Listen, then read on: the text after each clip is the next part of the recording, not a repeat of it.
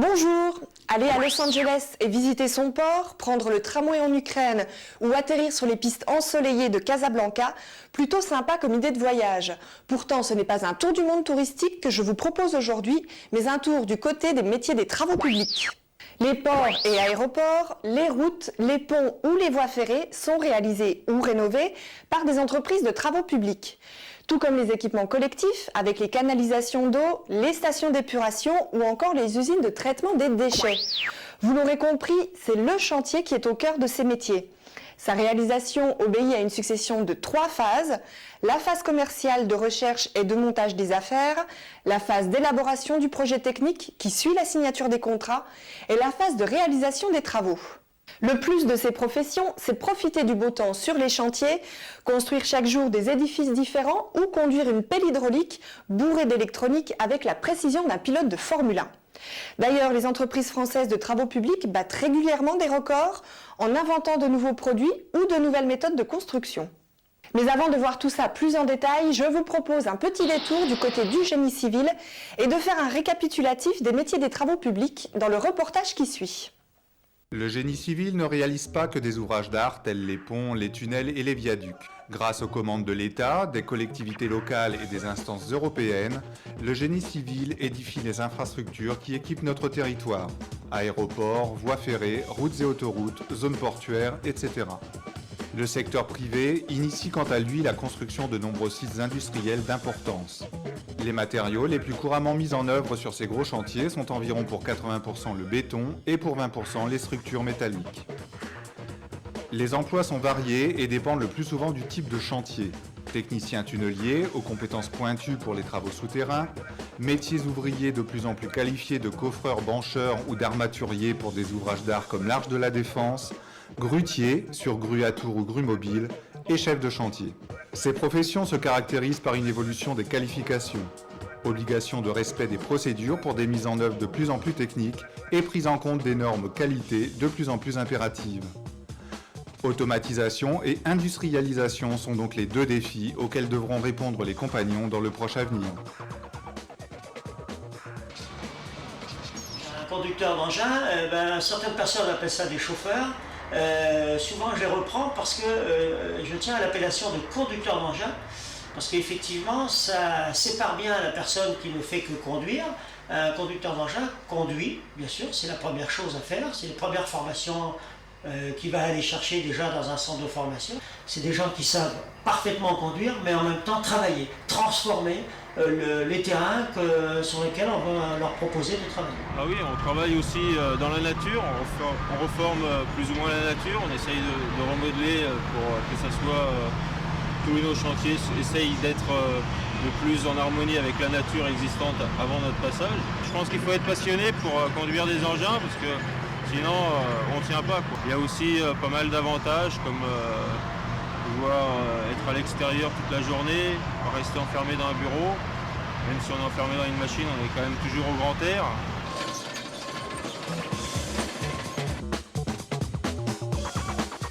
Maçon, voirie, réseau divers. Alors, voirie, réseau divers, pour un maçon, qu'est-ce que ça va? Ça va représenter un travail de pose de bordure, de pose de pavé, pavé béton, de dalles, de gravillon lavé, de dalles béton. Ça va être également la construction, quand on rentre dans le domaine des réseaux, la construction de regards d'assainissement. C'est un métier qui est extrêmement demandé parce que ça nécessite des qualités. D'abord, aimer le fini, avoir un bon coup d'œil. Il faut beaucoup d'ingéniosité. C'est un métier qui est fait pour des garçons qui ont une intelligence pratique. Les travaux publics ont énormément évolué, les machines se modernisent et le niveau de formation des professionnels est de plus en plus élevé. Et l'un des points fondamentaux de cette évolution, c'est l'action menée pour l'environnement. Les collectivités locales, les entreprises publiques ou encore l'État font appel aux travaux publics pour créer, améliorer ou entretenir des ouvrages existants. Un canalisateur, par exemple, va travailler à la protection des ressources en eau en remplaçant les vieilles canalisations en plomb dont on sait aujourd'hui qu'elles sont dangereuses pour la santé. Il peut aussi installer des réseaux pour le passage de câbles et permettre ainsi d'enfouir des lignes électriques. Les Français sont de plus en plus préoccupés par leur qualité de vie, notamment dans la lutte contre le bruit, la préservation du patrimoine naturel ou encore le recyclage des déchets. Et sur ces 3 points, les travaux publics apportent de vraies solutions. Ce sont eux qui construisent par exemple les murs anti-bruit que l'on peut voir le long des routes, pour lesquels ils utilisent des panneaux réfléchissants ou absorbants. Pour ce qui est du recyclage, il faut savoir que des pneus usagés sont utilisés pour fabriquer les chaussées. De la même manière, les excédents de terrassement peuvent servir sous forme de remblais, d'aménagement paysager ou d'assises de chaussée. Enfin, dans le cadre d'une politique de redynamisation de centre-ville, les travaux publics aident à la réhabilitation des espaces verts, à la création de chemins piétonniers ou au réaménagement de cours d'eau. Évidemment, ces quelques exemples ne sont qu'une partie infime de leur réalisation, mais cela vous donne déjà une petite idée de ce que ces professionnels sont capables de faire. Et si vous avez encore quelques idées fausses sur ces métiers, je vous propose d'écouter attentivement Dominique Labeille. Il existe des activités qui sont plus spécifiques, qui sont toujours de la pose de canalisation, qui font appel à des techniques beaucoup plus évoluées, micro-tunneliers, des forages dirigés, des forages horizontaux, j'en oublie certainement. Et là où, je dirais, le personnel employé est d'une technicité beaucoup plus élevée et de niveau pour, je pense, un conducteur de micro-tunnelier de Bac+2 minimum. L'environnement en tant que tel n'a pas fait, fait évoluer nos marchés, mais nous y travaillons déjà puisque posant des réseaux d'eau, captant les sources, ensuite amenant cette eau chez les particuliers, puis par les réseaux d'assainissement, les transportant vers les stations d'épuration, on travaille déjà pour l'environnement. Ceci dit, les lois sur l'eau qui sont en cours ou qui vont être appliquées vont amener des plus en termes de réalisation des travaux. Est-ce que les communes vont avoir les moyens d'aller au bout de ces lois? C'est un petit peu la difficulté et le schéma qu'on se pose, sachant déjà qu'elles ont de la peine à renouveler les réseaux d'eau potable actuels. Dans le cadre de l'urbanisation, effectivement, il y a beaucoup de petits travaux qui apparaissent maintenant. Il suffit de parcourir la ville et voir les chantiers qui s'ouvrent. On voit très bien que là, il y a quand même beaucoup de qualification qui est demandée à nos exécutants pour satisfaire les exigences des communes et des collectivités en général. Par exemple, vous voyez une rue piétonne aujourd'hui, quand vous la voyez, c'est presque un chef-d'œuvre. On voit des pavés, on voit des rigoles, on voit des ouvrages hydrauliques bien spécifiques, etc. Tout ça, ça doit être mis en œuvre. Il y a des enrobés colorés. Tout ça, ça demande quand même une bonne formation de notre main-d'œuvre pour faire face. Alors l'ancienne image de la pelle et la pioche, je ne sais pas si elle est passée. Je ne pense que dans l'esprit des parents, elle n'est pas passée. Elle est toujours présente. Il faut que l'on fasse mieux découvrir nos métiers, je dirais. Alors aux parents c'est difficile, au corps professoral, ça je sais que des actions sont en cours. Et je pense que c'est très bien perçu par l'éducation nationale et le corps enseignant. Maçons, conducteurs d'engins ou canalisateurs travaillent directement sur le terrain, mais d'autres professions viennent se greffer autour du travail sur le chantier. Ce chantier, il faut l'organiser, le gérer. Pour cela, 2 bureaux se partagent la vedette, le bureau d'études et le bureau des méthodes. L'ingénieur d'études est celui qui conçoit le chantier, qui va dire ici il faut construire un mur en béton. L'ingénieur méthode, lui, va chercher des moyens techniques et pratiques pour réaliser ce mur. Il faut de la même manière évaluer les coûts d'un projet et là c'est le responsable étude de prix qui s'en occupe. Il étudie le dossier et fixe poste par poste les moyens financiers nécessaires en consultant les fournisseurs ou les sous-traitants. En amont de tous ces travaux d'études intervient le géomètre topographe. C'est lui qui fait des relevés pour établir des plans afin de préparer le chantier. Il tient compte de tous les détails comme les arbres, les poteaux télégraphiques ou les niveaux d'altitude du sol. Il prend des notes, fait des croquis qu'il traduira ensuite sur un plan très précis qui permettra d'exécuter les diverses implantations. Pour superviser la bonne marche d'un chantier, il faut des responsables. Le premier d'entre eux, c'est l'ingénieur des travaux. Il est le grand patron qui va garantir auprès du client la qualité de l'ouvrage réalisé, en veillant au respect des conditions de sécurité, de délai et de coût. Il dirige le chef de chantier qui lui mène les équipes et assure l'exécution des ouvrages selon les directives de l'ingénieur. Avant de voir quelles sont les autres professions des travaux publics, je vous propose d'entendre Jacques Monterrin, formateur à l'AFPA, qui nous parle du métier de conducteur d'engin.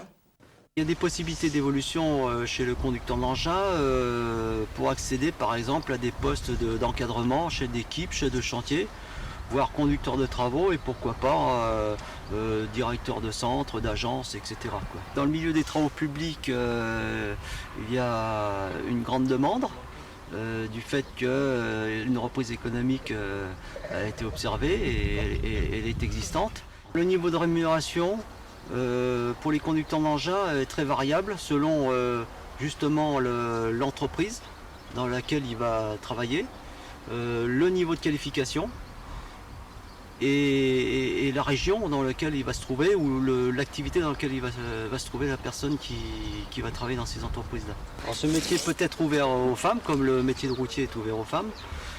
C'est un milieu qui est assez viril, donc il y a des barrières à faire tomber, mais autrement la conduite d'engin est parfaitement accessible vu le confort de conduite qu'il y a aujourd'hui.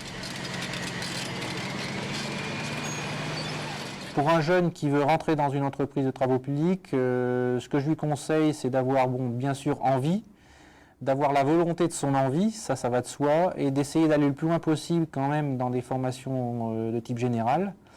Et s'il ne peut pas, de ne pas hésiter, même d'aller un petit peu à l'encontre de ses professeurs pour opter à des formations travaux publics plutôt que d'autres formations, je dirais, techniques, peut-être valables, mais s'il a envie de franchir ce pas, hein, et d'affirmer sa volonté. Après, je dirais, dans l'entreprise, normalement, les formations doivent pouvoir lui faire grimper les échelons, lui faire acquérir des compétences, je dirais, professionnelles propres. Donc en Alsace, les entreprises ont besoin actuellement au moins de 2000 personnes pour pouvoir satisfaire les besoins de la croissance, parce qu'ils ont des marchés potentiels qu'il faut exécuter dans les délais. Et puis il faut bien se dire que la croissance, elle est toujours là, elle est toujours encore soutenue, et il faut faire face. Alors pour ce faire, nous faisons feu de tout bois, déjà à travers l'enseignement, vers l'enseignement, c'est-à-dire vers les enseignants. On a fait donc un appel du pied en créant la fameuse campagne de sensibilisation sur les métiers du BTP. Si le conducteur d'engin sait piloter sa machine, il ne sait pas la réparer. C'est le mécanicien d'engin qui intervient à ce moment-là. Il monte, démonte, remonte les moteurs, que ce soit d'une grue ou d'un camion. Une autre profession est celle de compagnon routier. Attention, il ne s'agit pas d'un conducteur de poids lourd, mais d'un constructeur de route. C'est lui qui applique les revêtements pour les parkings d'hypermarchés, les pistes d'aérodrome, les stades et bien d'autres. Vous pourrez choisir également la profession de constructeur en béton armé ou plus simplement coffreur. Là, c'est sur les grands ouvrages comme les ponts ou les barrages que le travail se passe. C'est lui qui lit les plans de coffrage fournis par les bureaux d'études et qui réalise les moules en bois qui vont donner la forme au béton armé. Pour terminer cette liste des métiers des travaux publics, il ne faut pas oublier le charpentier métallique. Il fabrique les pièces de fer des ouvrages de charpente et son travail se passe la plupart du temps en atelier où il réalise ses soudures. Maintenant que vous connaissez les métiers, il faut se poser la question de l'emploi.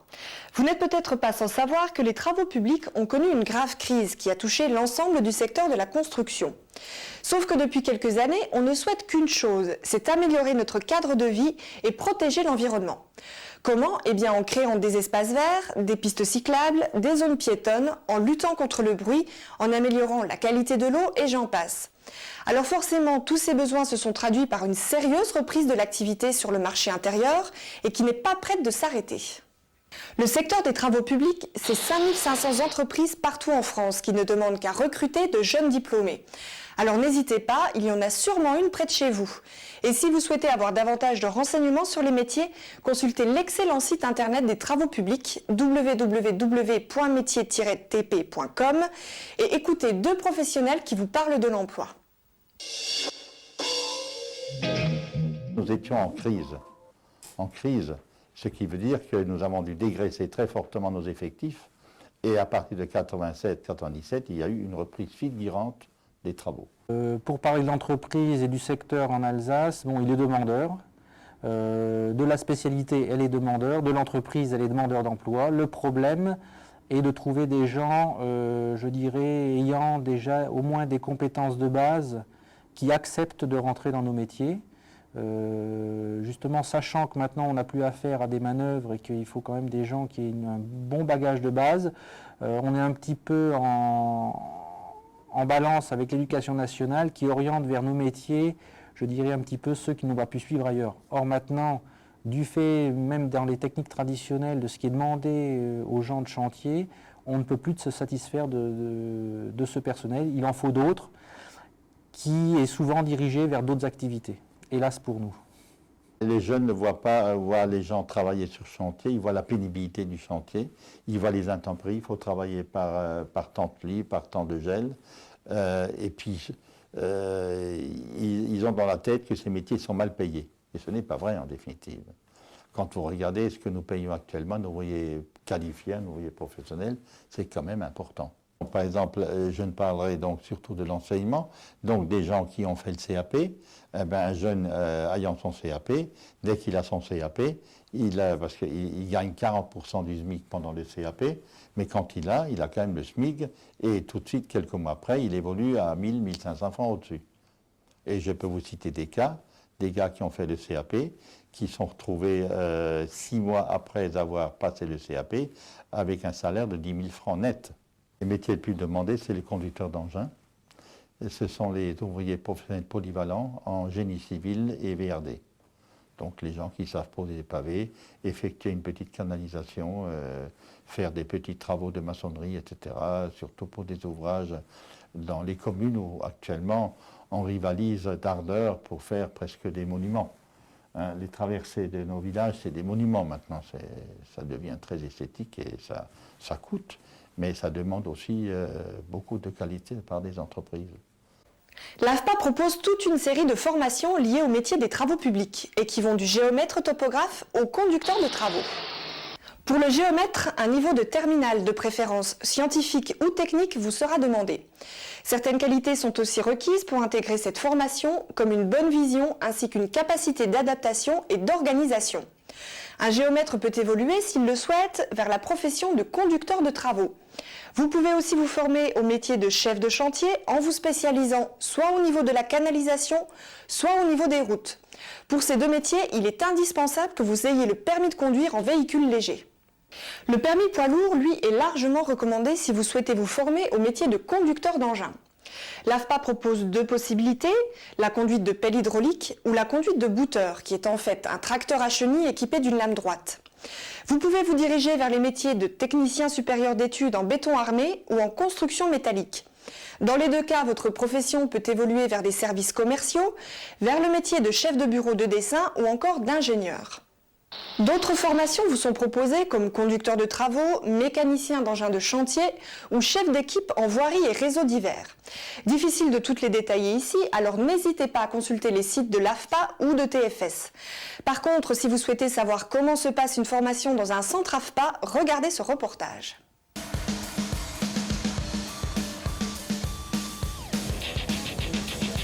C'est un peu comme une entreprise le matin. On apporte tout ce qui est théorique pour qu'ils puissent commencer en fait le chantier. Après, ce que je veux, moi, c'est qu'ils soient confrontés à des problèmes et pour qu'ils soient amenés à réfléchir, à trouver une solution. Celui-là et celui-là. Alors là, il y a trois. Ça, c'est pas le tien, ça, c'est celui qui a été cloué le premier. Ouais.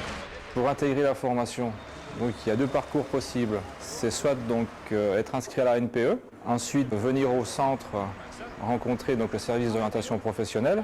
Il y a un autre parcours possible, c'est venir, disons, en passant directement avec moi. Et là, on va pouvoir monter un contrat de qualification. Après, tu peux faire ton espace vert et c'est tout. Ah oui.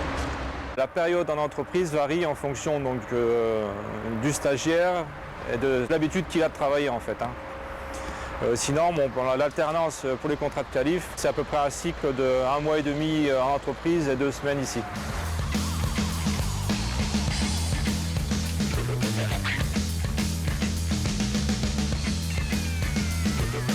Ça fait maintenant un an et un mois que je suis ici, quoi. Donc je suis environ 3 semaines en entreprise et 1 semaine ici. On passe 2-3 heures en théorie. Et après on va dehors, on fait la pratique. S'il y a quelque chose qui ne va pas, on va le voir, il nous explique et on refait, quoi. C'est ça qui est bien, ce qu'on ne peut pas faire en entreprise. On n'a pas le temps en entreprise, il faut disquer, il faut du rendement, il faut que ça rentre.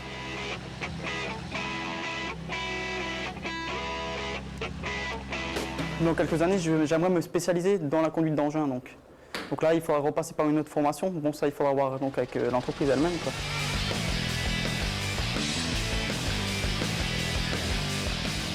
travailler derrière, hein, compacter par couche. Mais c'est suffisant en fait pour... À la fin de cette formation, tous les stagiaires passent donc un examen qui est en fait sur une semaine et qui est en fait équivalent à un CAP.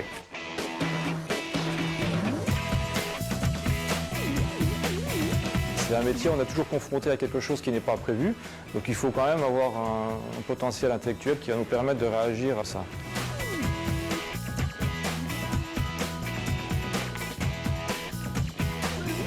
J'ai encore pas tout à fait une année de formation et au bout, c'est une embauche, je crois, qui est au bout.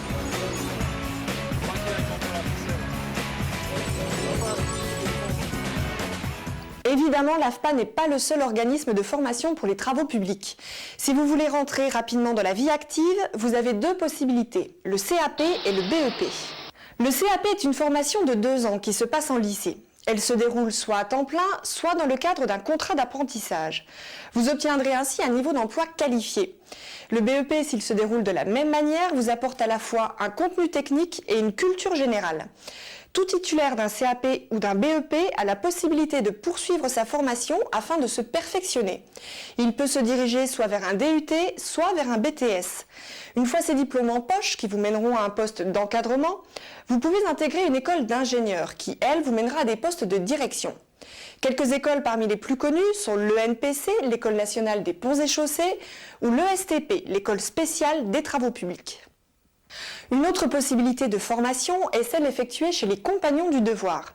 Ils offrent une formation de mécanicien agricole travaux publics et une formation de maçon VRD, voirie et réseaux divers.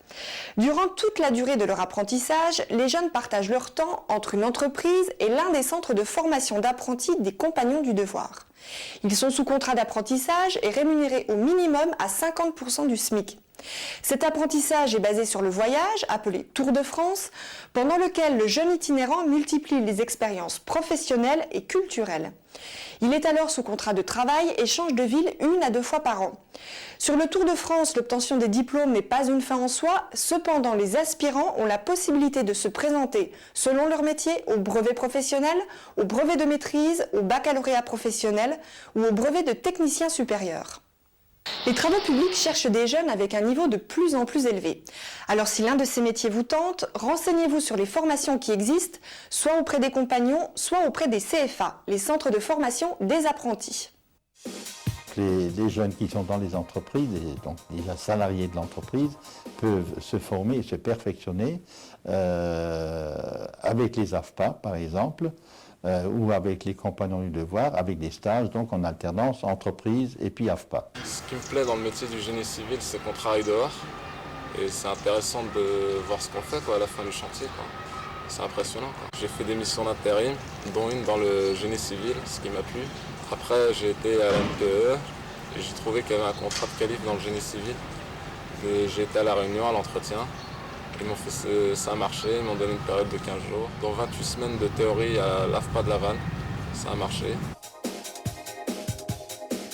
En termes de formation, maintenant je préfère faire appel à des formateurs qui viennent dans l'entreprise et former réellement les équipes ou le personnel aux techniques de l'entreprise.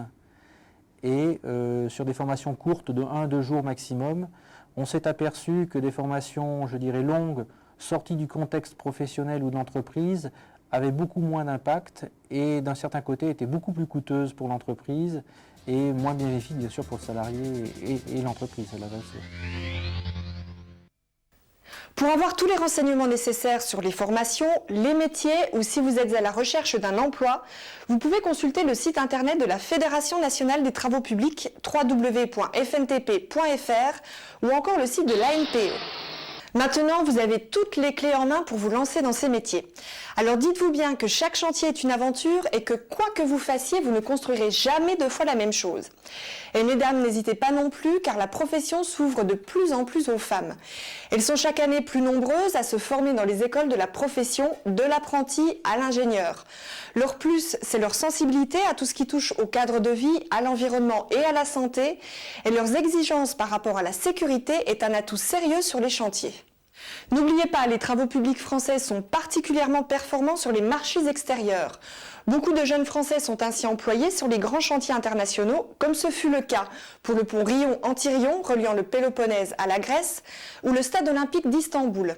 Alors si vous voulez voir du pays, relever des défis et profiter du grand air, foncez et bonne chance. Ciao!